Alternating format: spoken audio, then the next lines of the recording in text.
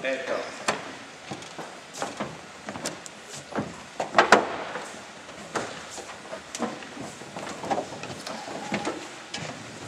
Ladies and gentlemen, it's an honor for me to address you today in the presence of what I consider to be a true American idol. I grew up in the town of Burley. I was just 8 years old when Lieutenant Colonel Chesley returned home. His nephew James was a classmate of mine, and I remember him addressing our school at Dworshak Elementary. At that time I understood very little about the conflict and unfortunate events surrounding his time in Vietnam. All I do remember is that I saw a little town come together to welcome home someone that they respected very much. At that time I was able to help welcome home Lieutenant Colonel Chesley as part of a town. It didn't mean much to me at that time as an 8-year-old.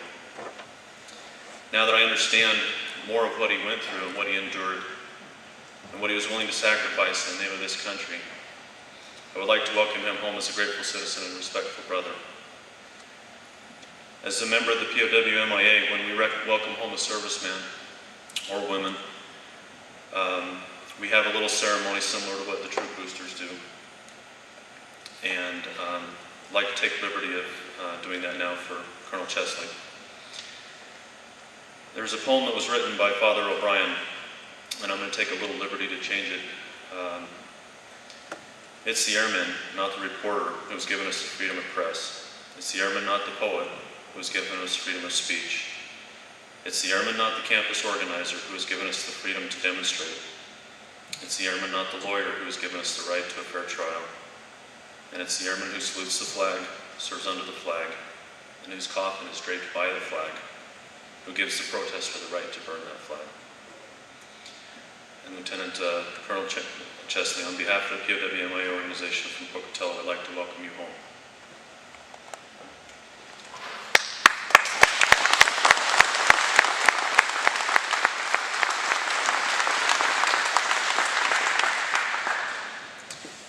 I'm very honored to have been asked to give a tribute to PFC Bowe Bergdahl. As of today, PFC Bergdahl is 24 years of age, which means as of today he has spent 339 days in unfriendly hands.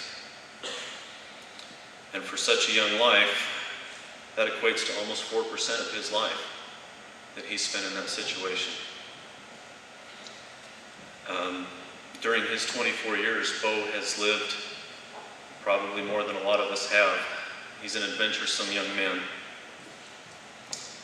I have been in contact with his parents, and out of respect for their privacy, I will tell you that his mother and his girlfriend are here today, but I won't point them out. They are very special people. I've had the opportunity to meet with them and to become friends and admirers of them and their strength.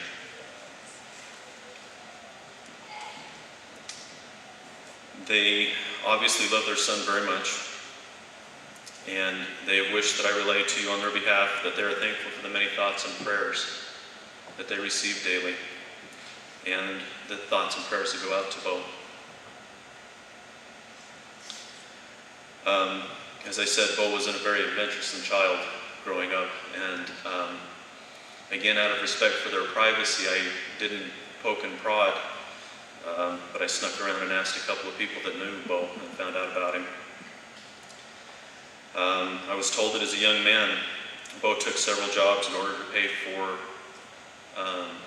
some certain things that most young men wouldn't pay for. Bowe actually took fencing lessons and ballet lessons. And I understand he took quite a bit of ribbing about being involved in ballet until a friend of his happened to see a picture of Bowe surrounded by several thin, athletic, beautiful ballerinas. And I was told his response is, "Who's the dumb one now?"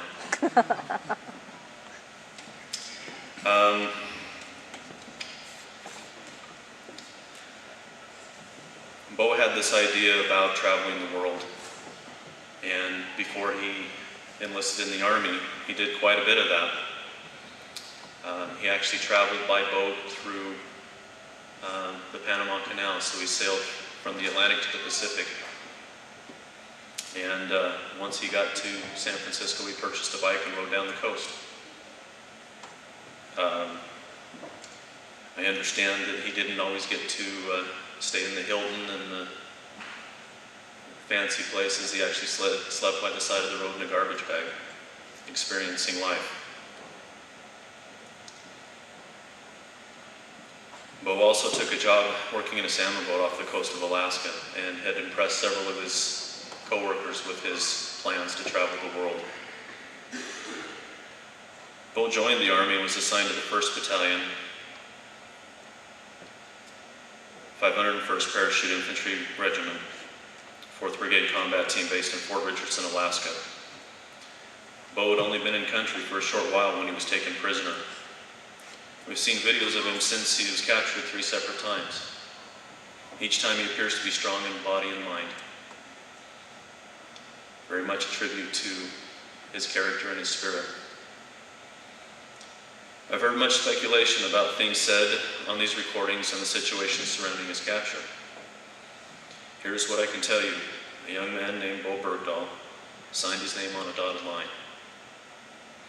In doing so, he agreed to go wherever he was told. He agreed to work the hours he was told. He agreed that he would be strong for those who couldn't be strong right now. He agreed that he would place himself in harm's way if necessary to protect others. He agreed that he might be asked to pay the ultimate price, and that when he said goodbye to his parents and to his girlfriend Monica, that he might never see them again. He agreed that he would do this all for a salary that falls below most states' poverty levels. He agreed to place his trust in other young men whom he had never met, yet felt the same way as him. He agreed to protect our country from all enemies. And he agreed to do this because he wanted to make a difference in the world. I am proud to call this man my brother. I am proud to wear the bracelet bearing his name. I'm proud to carry another challenge coin that is meant for him upon his return home. Like the people of Haley, his friends, his girlfriend, and his parents, I anxiously await the day that Bowe gets to see all those yellow ribbons flying in the valley of Haley. May God bless Robert and Jenny Bergdahl. May He also bless and protect PFC Bowe Bergdahl. May God bless our troops, and may they know that we will not rest until they are all home. Thank you.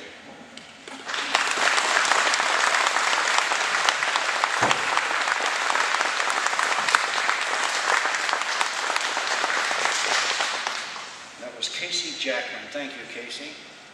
Now we have a soldier's last letter by Carl Knopf, but Carl said he's got to tune up a minute, so he put some new baling wire on his guitar.